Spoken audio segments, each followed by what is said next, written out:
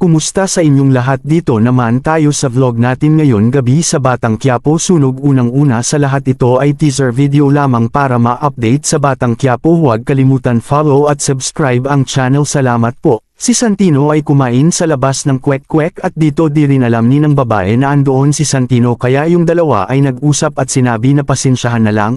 Si Olga at Warden ay nag-usap na mas lalo pang pahirapan si Tanggol at si Olga ang papatay ito. Sabi ng mga bata ni Olga na iligpit natin yun, baka mahalata pa tayo. Pero sabi ni Olga na ako na lang.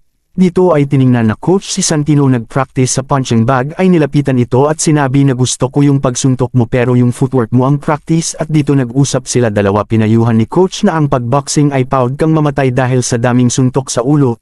Yukawayaman mo pag nanalo ka, kaya si Santino nakinig sa coach at bago umalis ay binigay ang sahod niya ito at tuwa si Santino nito. Dito pa uwi na sana si Santino ay inaasar ito ng